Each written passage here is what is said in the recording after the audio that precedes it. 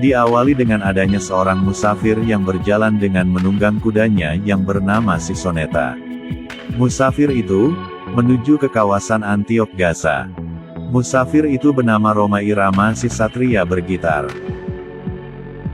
Ketika itu, Rhoma Irama beristirahat di sebuah lembah. Lembah itu bernama Lembah Berduka. Rhoma Irama disambut dengan hujanan tombak dari pasukan kerajaan Abu Garin. Abu Garin yang diperankan oleh Sultan Saladin. Abu Garin juga raja yang merampas kekuasaan raja yang sebelumnya. Akhirnya, Rhoma mengejar anak buah Raja Abu Garin. Ketika Rhoma sedang mengejar, ada dua orang anak buah Raja Wasit Aron mengintainya. Wasit Aron adalah raja sah dari Raja Antiok Gaza yang sah. Di sisi lain, pasukan kerajaan Wasit Aron bersama anaknya yang bernama Putri Tirsa bersembunyi di Lembah Berduka, sambil menyusun strategi dan kekuatannya untuk melawan Raja Abu Garin.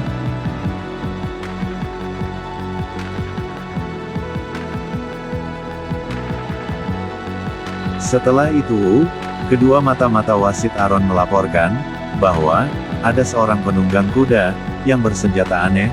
Pasukan kerajaan Wasit Aron dan anaknya yang bernama Putri Tirsa menghadang Rhoma, dikiranya pasukan dari kerajaan Abu Garin.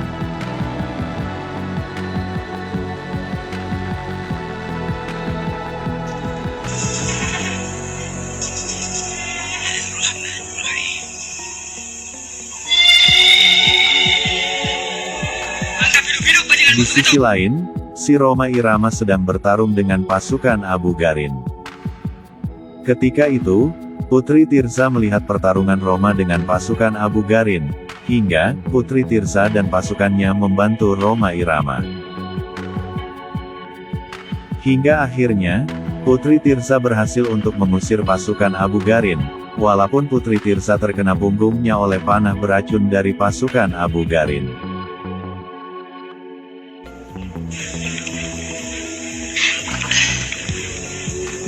Lalu, Rhoma menolong Putri Tirsa untuk mengambil anak panah yang menancap di punggungnya. Hingga, Rhoma diajak oleh Raja Wasit Aron ke markasnya. Di samping itu, si Rhoma mengajarkan ajaran-ajaran Islam kepada Raja Wasit Aron dan para pasukannya. Kau belum menjawab pertanyaanku. Mana Allah mengajarmu berperang? Allah Ta'ala, وَقَاتِلُوا فِي سَبِيلِ اللَّهِ الَّذِينَ يُقَاتِلُونَكُمْ وَلَا تَعْتَدُوا إِنَّ اللَّهَ لَا يُحِبُّ الْمُعْتَدِينَ. Cara yang jelas, aku tidak mengerti kalimat itu. Itu adalah kalimat Al-Quran. Ketika itu, sampailah Rhoma dan Wasit Aron beserta pasukannya di tempat persembunyiannya. Dan Raja Wasit Aron berdoa di depan berhala yang diyakininya.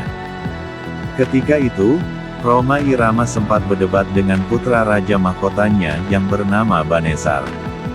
Di sisi lain, di kerajaan Antik Gaza, yang dipimpinan oleh Abu Garin, prajuritnya melaporkan kekalahan, karena adanya orang asing yang membantunya, hingga Abu Garin murka dan marah. Orang mana? Orang asing mana yang mampu menentang pasukan Gaza? Di sisi lain, di tempat Raja Wasit Aron, ada tabib yang mengobati Putri Tirsa. Sementara di luar, para pasukan Sedan berpesta atas kemenangannya melawan Abu Garin. Ketika itu, Banesar, yang masih sakit hati, menantang si Rhoma untuk berduel. Dengan sangat mudahnya, si Rhoma mengalahkan Banesar, lalu, datanglah para suhu. Para suhu atau tabib melaporkan pada Raja Wasit Aron, bahwa Putri Tirsa dalam keadaan sekarat. Raja Wasit Aron meminta kepada patung dewa berhalanya untuk minta kesembuhan putrinya itu.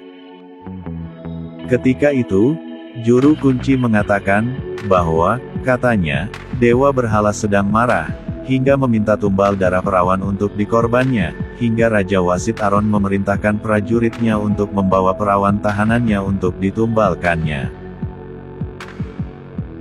Ritual itu dicegah oleh Rhoma Irama, hingga Raja Wasit Aron marah semarahnya, hingga Raja Wasit Aron menantang si Rhoma untuk menyembuhkan putrinya. apabila putrinya itu bisa sembuh, maka raja dan semua prajuritnya akan masuk Islam. Daan, apabila Roma Irama tidak bisa menyembuhkan putrinya, maka si Roma lah yang akan dijadikan tumbalnya. Seketika itu, dengan izin Allah, Roma berusaha untuk mengobati putri Tirsa, dengan menggarang pedangnya, lalu pedang itu ditusukkan ke lukanya putri Tirsa. Dengan izin Allah, putri Tirsa sembuh. Daan, akhirnya, raja dan semua pengikutnya membacakan 2 kalimat syahadat. Inilah kami jalan Tuhanmu. Di sisi lain, ada kuncen dewa berhala Horon, mendatangi Abu Garin. Yang sedang menyembah dewa Horon, menurut kepercayaannya, dewa Horon adalah keturunan dari dewa berhala Demon. Melalui kuncen, mendengar Raja Wasit Aron masuk Islam, dengan kekuatan sihirnya, Abu Garin marah, apalagi mendengar si Roma dekat dengan putri Tirsa. Selain ingin menguasai kerajaan antik Gaza yang dipimpin oleh Wasit Aron, Abu Gaza juga ingin mengawini putri Tirsa dan ingin memiliki sebuah mustika, yaitu, mustika Samudra Tantangan. Tirsa, aku pasti datang. Setelah menjadi muslim, putri Tirsa diganti namanya menjadi Hayatunufus. Putri Tirsa pun menerimanya, karena ada rasa cinta kepada si Roma. Di hari selanjutnya, prajurit Abu Garin membakar desa-desa dan perkampungan, agar Raja Wasit Aron dan Roma ketakutan.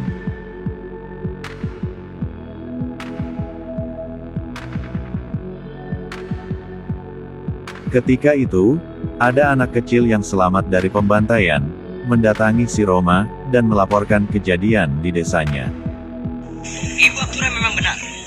Terlalu luas untuk bisa dihancurkan oleh sebilah tombak kezaliman. Lukanya terlalu dalam menyayat Roma. Hanya orang yang pernah menerima penderitaan berhak untuk mengecap suatu kebahagiaan, wahai sahabat. Kita harus segera menghukum Garin.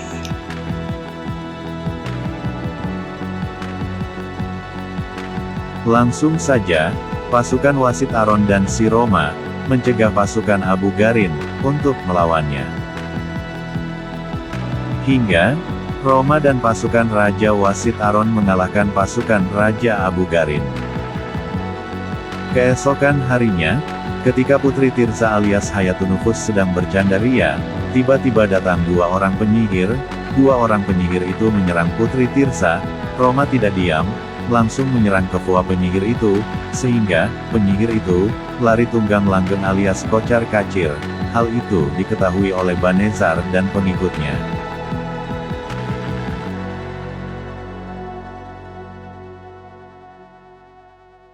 Di lain waktu, ketika Raja Wasit Aron akan menyerahkan mustika mutiara Samudra Tantangan, diketahui oleh Banezar. Hal itu hampir diketahui oleh si Roma.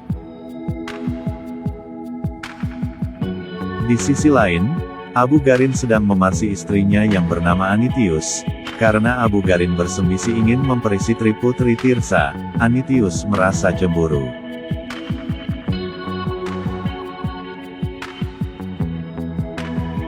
Di suatu hari, putri Tirsa sedang berjalan-jalan bersama Soneta, kuda putih milik si Roma.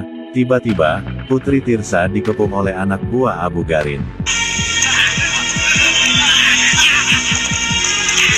Ketika itu, kuda putih Soneta berhasil lolos, lalu pergi menghampiri si Roma, hingga Soneta kuda putih membawa Roma ke tempat Raja Wasit Aron dan putri Tirsa diculik.